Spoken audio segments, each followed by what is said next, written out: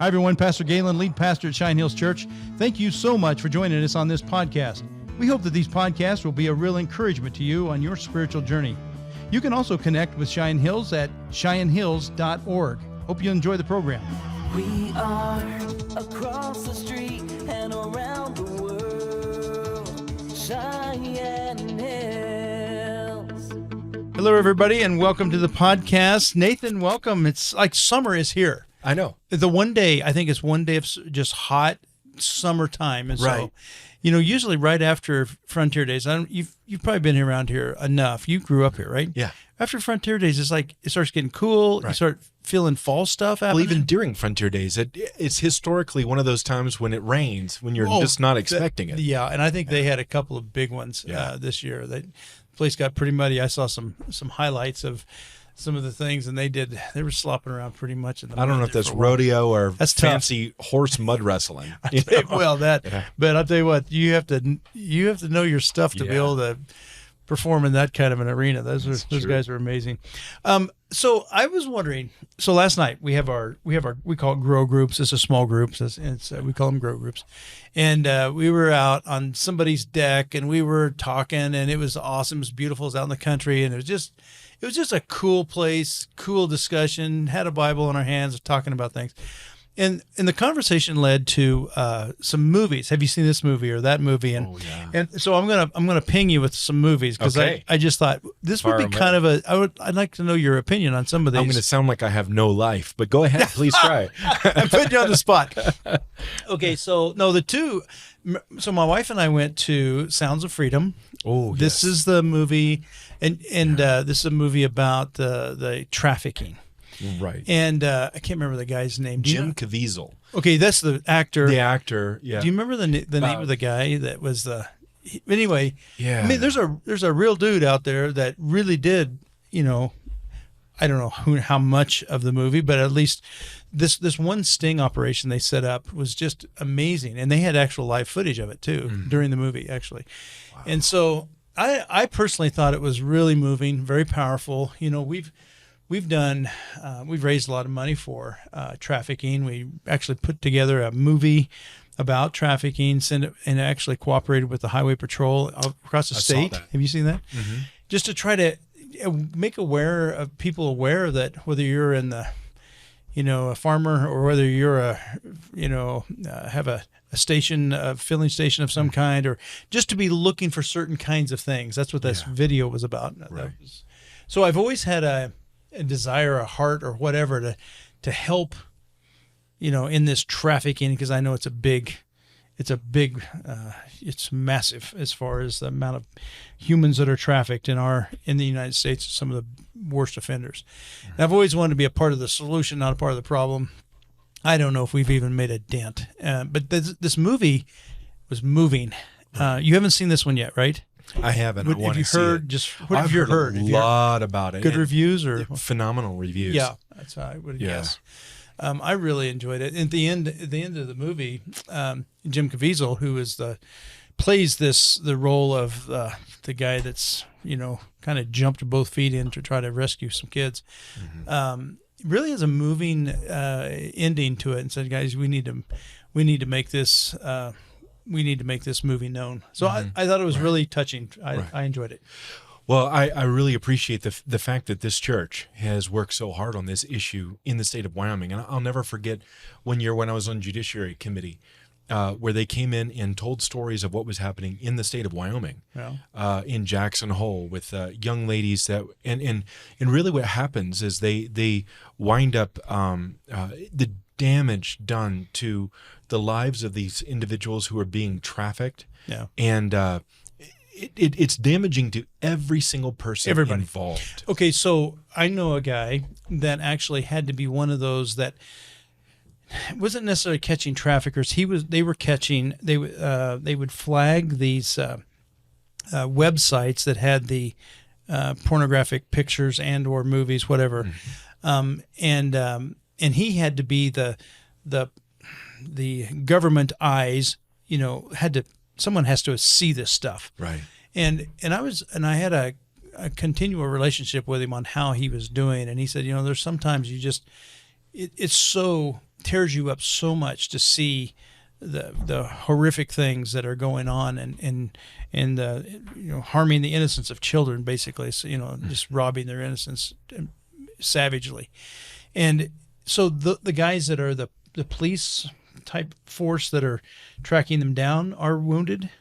I mean, just damaged. I can't imagine. I can't either. Right. The movie actually brings this out because that's Jim Caviezel starts out as kind of that guy. That's what reminded me of it. Yeah. And I remember talking with this guy about the damage it does to his soul. And he said, I got to come to church.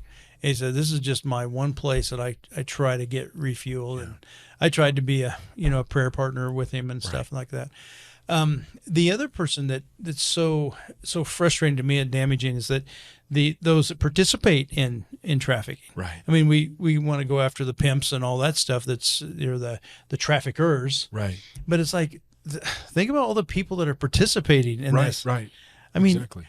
And the thing that I just left that movie thinking, it's like, man, someone that participates in this kind of activity has no, whatever it is, whatever part of it is, they have no fear of God. Mm-hmm. Truly. Zero fear of God. Truly. It's like, don't you realize that someday you are going to answer to God? Right. And it's like, I guess the passion of, I don't know, just overwhelms all that. I don't know. But this movie actually brings up, he actually uses the verse that I use, it's been my mantra. If you cause one of these little ones who love me to stumble, it would be better for you to be cast with a millstone cast around your neck and cast to the bottom of the sea. And it's like people don't even believe that for a second, because they just think they just have to say, oh, God's not, there's no God, or he doesn't care, or it doesn't matter. And it's like, oh gosh, you guys. So anyway, that's my take on all. Yeah, what's so heartbreaking about all trafficking. of that is that when we talk about slavery, a lot of times we think of Yes. slavery that happened way back when. Exactly. When reality, so I wish I had all the statistics in front of me, but supposedly there is more slavery now than there ever has been in human history. Yeah. And a lot of it is this particular subject. And the damage slavery has always done to everyone, I believe, is overwhelming. Yeah. To treat another person as an object rather than a human being, I think in many ways causes them to be viewed as something less than human. For sure. It destroys the image of God that everyone carries. Man, that's so true. So then when you look at this particular subject, sexual slavery, to the innocence of children. To the innocence of children. And what that is doing to everyone involved is just absolutely pure poison. It is. Not only that, you look at the prevalence of it. Someone, and I wish I had the statistics in front of me. Someone has said that it has overtaken cocaine as one of the major things that cartels and other groups get involved in. It is just flat wrong and dangerous. It's destructive to every single person involved. And you're right. A person that would be involved in something like that has demonstrated to the entire world that they believe in nothing more than themselves, and that humans essentially are animals. Yeah. And so that kind of perspective, the damage it does to society, unless we are very, very sincere in our passionate prosecution of such a thing with everything that we have in our power, I think it is very telling on a society. And to think that America is the one where a lot is the funder of much of this. That's what you're talking about. I know.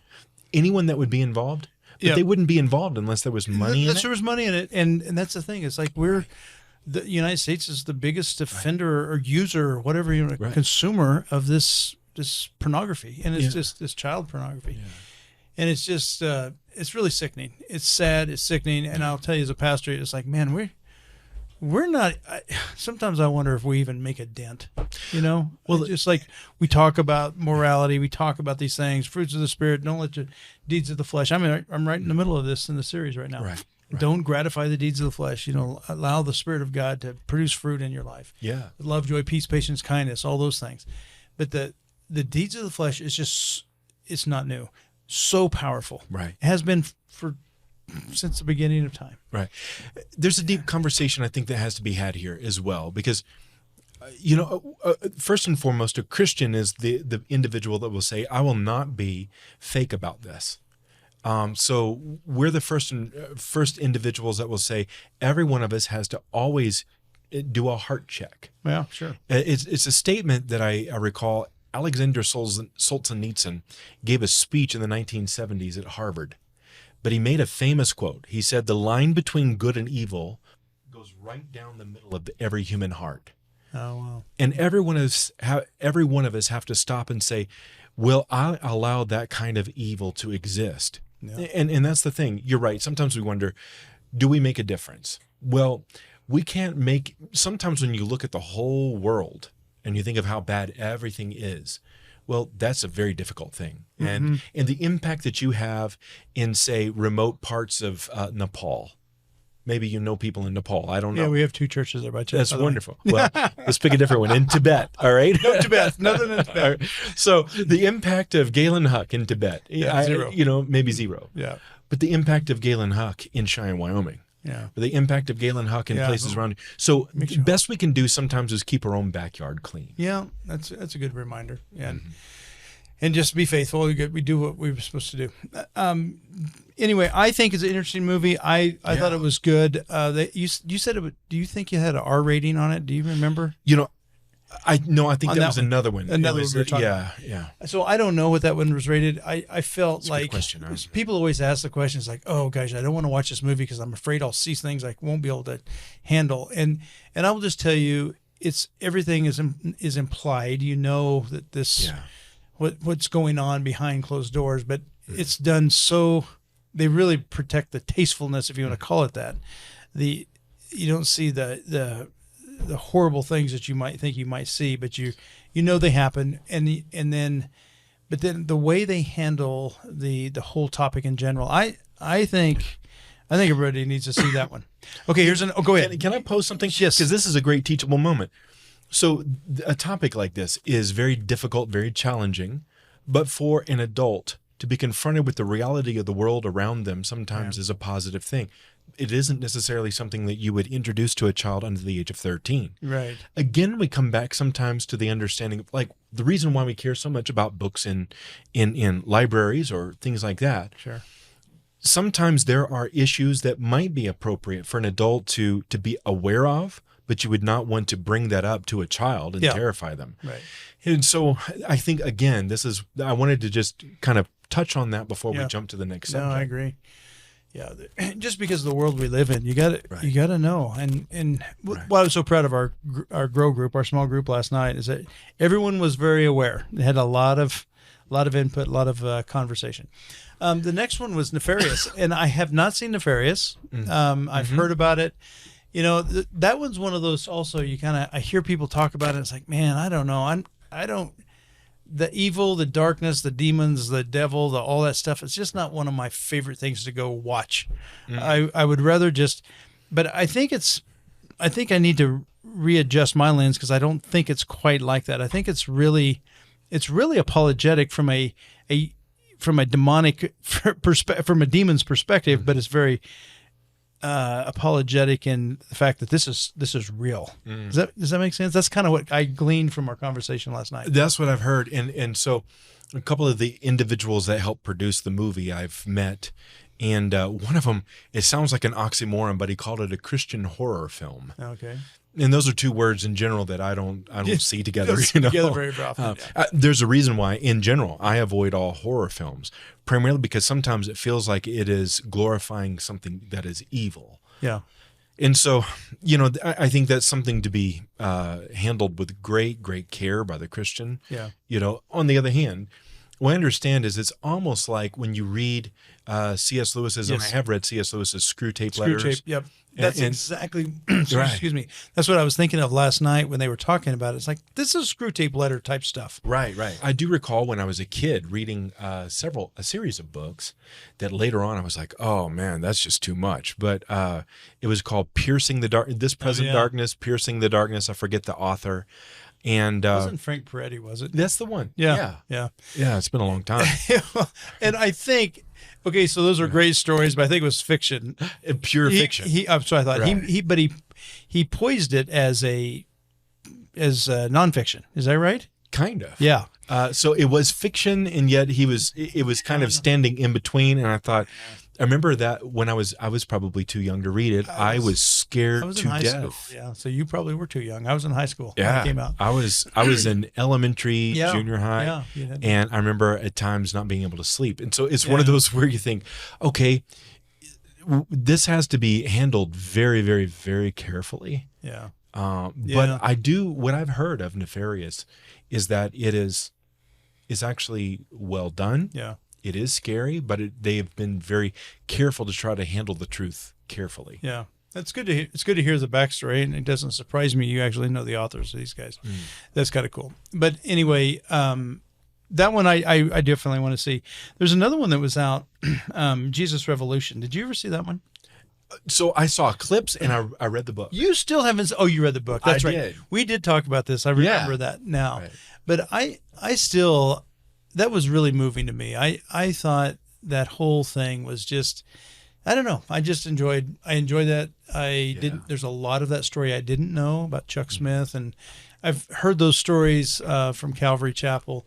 I certainly admire the Calvary Chapel guys. They're solid. They're solid church. Solid what guys. I appreciate again is what you do here is to take the scripture and walk through it very carefully and steadily. So, but to hear the story, how they came about, that was enlightening to me as well. I did not know that story, so heard about it just kind of on the fringes of it. But boy, that was fun. Now you mentioned a movie that I had not heard of. I know it's Nerd City. So I don't know. I need to catch up on all my movie list here, apparently. Right. But I saw a movie. It's not out yet, but I saw an early showing of it, and it's called Essential Church. Okay. Now, here's the crazy thing. In the year 2023, there has been such a silence around certain things that happened 3 years ago in the middle of COVID-19 that a lot of times people have forgotten what happened. Okay. But this is a story of a church in LA County. Okay. Headed by a pastor by the name of John MacArthur. Sure. And that church went through tremendous challenges in staying open. And they had deep and passionate conversation. So they never closed, did they? Did this through the whole thing, or did they? What they said is, I think it was like 3 or 4 weeks. Did they? Okay. And it was one of those where the initial reaction, and that's exactly what many churches did. That's what we did. When you look at how they handled it, at first they're like, we have no idea what could happen. This really could be that classic Black Death kind of bubonic plague sort of thing. So they were very cautious at the beginning. Once they begin to find out, wait a second, this is not what they're saying. Not only that, we have a lot of issues with staying closed this length of time. And what they were saying was there was no way you're going to be able to do that. So what he was doing was he was standing in his pulpit, and he would preach the first week, and they show photos of him preaching to essentially just himself and like 3 other people who were helping do the broadcast. Yeah. And then shortly afterward, other people are starting to come. And finally, they made the decision, okay, we're not going to tell people that we're open, but if people come, we're not going to be turning them away. Got it. At a certain point, you start to see there are 50 or 60 police officers because they can't stand missing church. And the fact that someone will stand for truth in LA, and they're like, the church began to grow, even though what LA was saying was, yes, you can go to the movies, you can go to Sam's Club, you can go to a casino that happens to be there, you can go to all these things, but you can't go to church. Yeah. What they're saying is, wait, there is a double standard. So that's the meaning. They're saying that you're saying that all these other things are essential. Church is essential. And so that's where the title Essential Church comes from. What I enjoy is they also pull from church history. Times when in the past Christians have had to stand up when it was not popular and say, no, I'm sorry, you can't do that. Right. And they did a great job of bringing all this out. Have you seen the movie, or you just seen? Really? So, and it's not out yet. It's not out yet. You just got a special viewing. Right. But I have pre-ordered some of those. I'll hand you a DVD. I pre-ordered some of them. Yeah, absolutely. There was other churches that I know had a similar stance, and that I kind of remember MacArthur standing really, really strong. He was early on saying, "Guys, this is not right." Right. But there's another guy, Jack Hibbs, and he's a Calvary Chapel guy out there I'm going to say Chino Valley. I think he's in that Bay Area. Nearby. Yeah, that's what I was going to say. I don't know if it's LA County. I don't know California like the back of my hand, like some people, but I know he's out there in a very significant church, similar kind of thing, saying, "Hey, we're not closing these doors," and really stood against the tide of, really stand courageously and saying, "You know what, we're going to keep our doors open." They highlighted two other pastors, one in Canada and one somewhere else, I forget, but the one in Canada, they literally took the guy off to jail. Yeah. And then they put up 3 strands of fence around his church to make sure no one would accidentally come to church. Wow. When at the same time, they're allowing people to go many other places. And so you look at that, here's the principle we're coming back to, and this is why it matters to us today. Yeah. As a Christian, we're citizens of this country, but ultimately we are pilgrims. That's true. And so we recognize the need to obey the scripture first and foremost. Mm-hmm. And that actually will make us very good citizens. That's the reason why the places where freedom has flourished have started off filled with Christians first and foremost. Mm-hmm. And so there is a correlation there, and there's a reason for it. Yeah, I totally agree with you. And that mindset, I don't know why, but it's just been easier for me to tap that mindset. This is not our home. Mm-hmm. We are passing through. And I've been studying in Hebrews or reading it, and I'm just now coming up onto the faith chapter in Hebrews, and it talks about at the end of chapter 10, it's like these people saw by faith these things from a distance, but they were looking for a permanent home, a home that was not here, but it was a continual permanent home. But to have those kind of eyes of faith is they're the ones that made the faith heroes chapter in the book of Hebrews. Yeah. And so it's not wrong for a Christian to have those eyes to say, you know what, this life matters. Of course it matters. What we do matters. Our investments, our house, our car, all that stuff matters. But we're looking for a permanent home, and that's that perspective. I think that's really important, and I think I personally have tapped into that probably even more in the last, maybe since COVID. Honestly, you just kind of go, "Wow, I think a lot of people have. Absolutely. This is how people are going to completely, change their view on their neighbor, or it'd be fun. Meeting. I'm going to call up the authorities and saying, "Hey, my neighbor is meeting at." Remember that? I do. Thanksgiving. Yeah. Holy cow! I'd love to sometime. Maybe it's a different podcast altogether, but I'd love to delve into that discussion, and I could share with you how a study of Philippians chapter 3, verse 20, for our citizenship.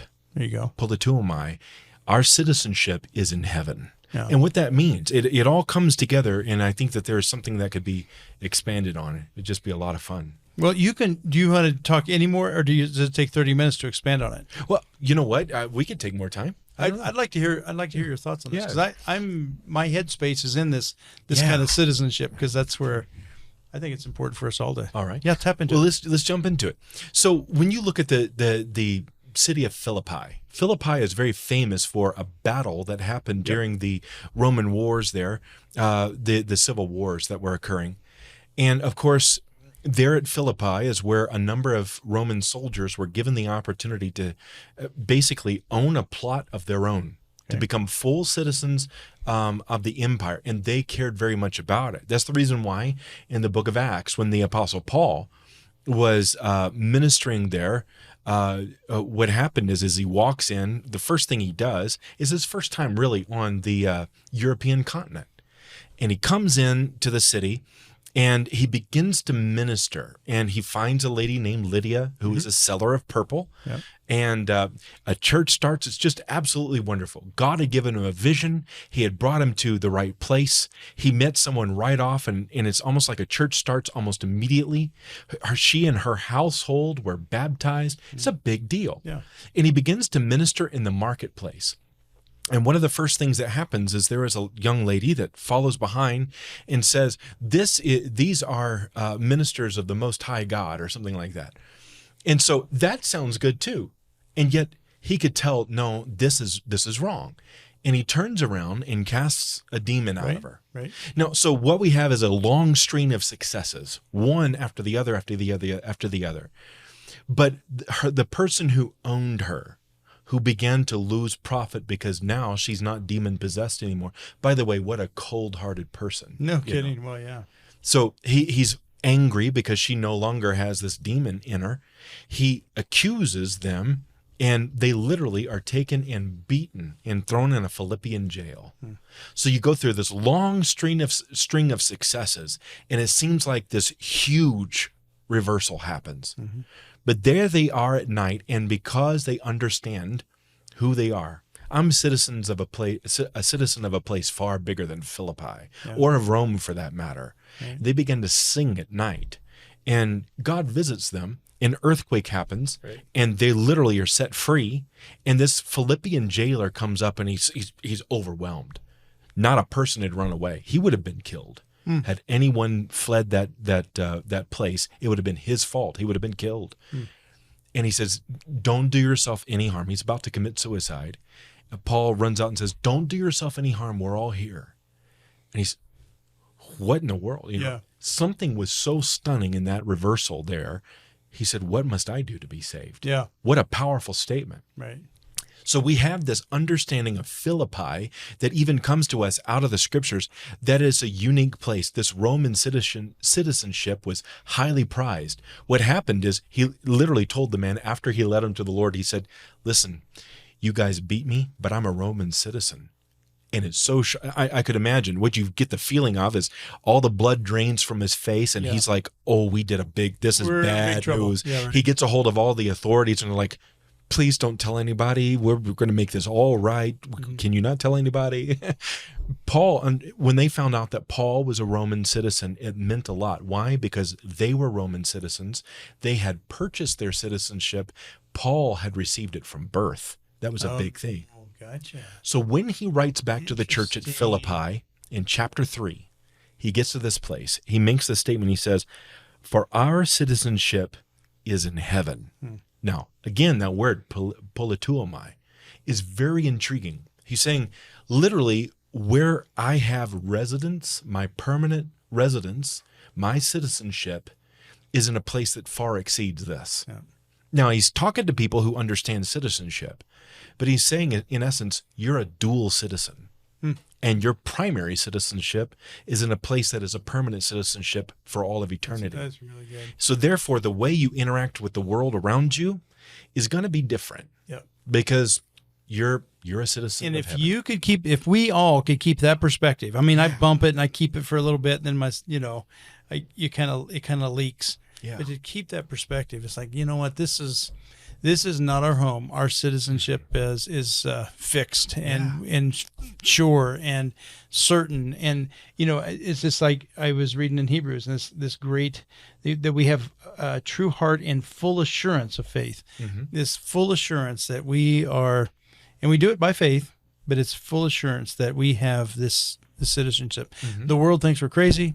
Your heart, when you have this life in Christ, your heart says, "No, there's a congruence here. There's an agreement. I get it." Yeah. Isn't that absolutely. crazy? That's cool. That's the beauty of the whole thing, too. When Yeah. you look at Philippians 3, or you take the Hebrews passage you just were leading into. So do we have a little time to expand it just a little bit more? Sure. So here's one more thing I want to bring out. What you just described, how the world thinks we're a little crazy. You go back in Philippians 3, about verse 18. "For many walk, of whom I've often told you, and now even tell you weeping, that they are enemies of the cross of Christ, whose end is destruction, whose God is their appetite, Yeah. and whose glory is their shame, who set their minds on earthly things." Then he says, see, that is the normal course of the world. They don't see things through the eyes of faith. Yeah. And so you go back to this Hebrews passage, and you go one chapter ahead. I think a perfect example of this is Moses. Moses raised in the Pharaoh's court. He was a prince in Egypt. And the Bible tells us that he forsook Pharaoh's court, not fearing the wrath of the king, for he understood what was to come, because he saw, and this is midway through the chapter, I can't remember the specific verse, he says, "For he saw him who is invisible." Now, how do you see the invisible? It's an understanding in your heart. Yeah. of that dual citizenship. It's an illustration right in Hebrews of what's being taught in Philippians, and what you're reading in chapter 10 is present in illustration in chapter 11. Yeah. All of this comes together. Yeah, it's this full realization, and I love those times when I enter into that, because it's just like, oh, I wish I could just stay here, and then I don't know, there'll be something that'll hit you right in the face, and now you're back to reality, and some situation, some financial problem, whatever it might be, something's relational thing's gonna hit, and it just jars you back out. But it's like, man, to get and to be able to stay into that place of, this is my citizenship, and I can have this faith, and there's peace and joy. There's a whole bunch of really perks from understanding and living in that spot. Yeah. Well, this is good. Thank you. I'm glad you dove in. That's a good perspective for us all. And so I hope we can all lean into that perspective. Well, Nathan, thanks again for being here. We went quite a bit long, but you know what? We are actually going to do this a little bit more. Right. We're going to do once a month instead of weekly, and maybe go just a little bit longer. You are kind of launching your own podcast. It's going to give us a little bit of commercial about what's happening there. Yes, so Wyoming Family Alliance is launching a podcast of our own, but we're going to have really much shorter films. Okay. And so what we're hoping to do is take major issues that Christians who interact with the world around them, a lot of times there are questions, and it's kind of the question, what would you say? How would you act? What is the thing? What is the answer in this particular area? So we're going to have short films that answer those little things. And so please come to us at Wyoming Family Alliance, or look us up on YouTube, our podcasting channels, and you'll be able to find us, Wyoming Family Alliance. It's fantastic. Well, I look forward to seeing that. I've had a sneak peek of that as well. So those are really, really good. So I appreciate you bringing that and going that direction. We'll continue what we do and kind of banter some scripture and maybe some what's going on in local and maybe state political. So we'll try to stay abreast of those kind of things when they come up. That's right. But I love diving into the Word of God with you. It's really very insightful. So Amen. God bless you, brother, and we'll see you in a month. Sounds good. Be strong and very courageous. God bless you guys.